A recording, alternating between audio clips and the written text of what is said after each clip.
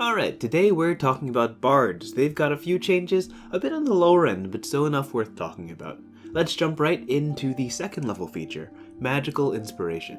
A creature with one of your Bardic Inspirations can spend it on boosting the damage or healing on one of their spells. Keep in mind it can only impact one creature affected by the spell, so Bardic boosting a fireball won't be as effective as you think. Inspiration dice can already boost attack rolls, ability checks, and saving throws, all of which I feel are better targets for spending Bardic dice, but it doesn't hurt to have this option around for crucial heals or final hits.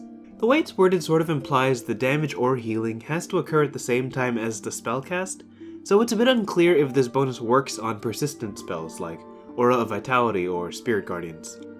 There's a few interesting interactions with this. You could boost the self-damage dealt by life transference, for example, and have that bonus damage doubled into healing for another creature. You could boost the damage of a magic missile, adding on guaranteed force damage, or you could boost a disintegrate casting, hoping to push the damage into the 0 HP range. The UA version was available at first level and didn't have the one target caveat, making it much stronger for area of effect spells or full party heals.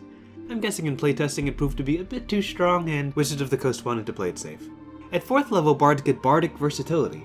Every time you're offered an ability score increase, you can swap out one of your expertise for another, or swap a cantrip with another from the Bard spell list. This is nice to have if you regret any choices from early levels, but probably won't be used too often. Story-wise, it'd be a bit odd to lose your expertise and gain another, unless you flavor it as falling out of practice in one skill to focus on something else. It could signal a change in direction for your character, a new goal or focus. This feature used to be spell versatility, something from the UA a lot of spellcasters had some variation of.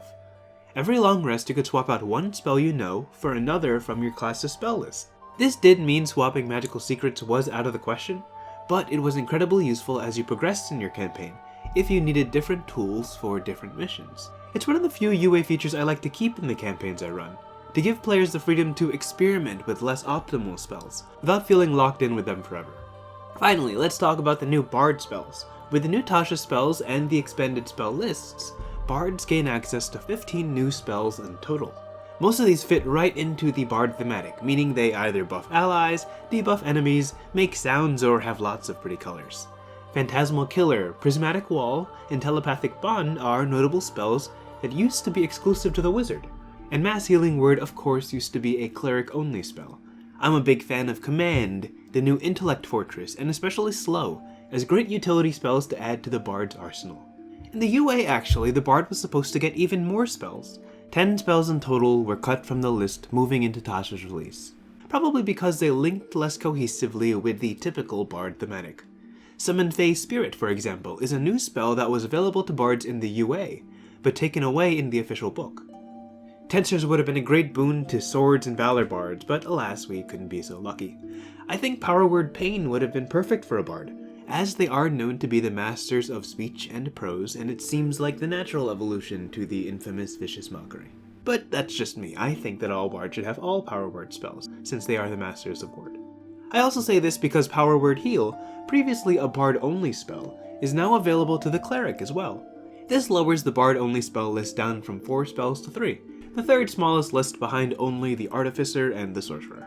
That's about it for the Bard, lots of new toys to play with in that spell list, but in my opinion a little lacking in the feature department. We'll be tackling the other spellcasters soon enough in this series, but for now, may your inspirations always be magical, your Bardic dice never wasted by your teammates, and above all, stay frosty.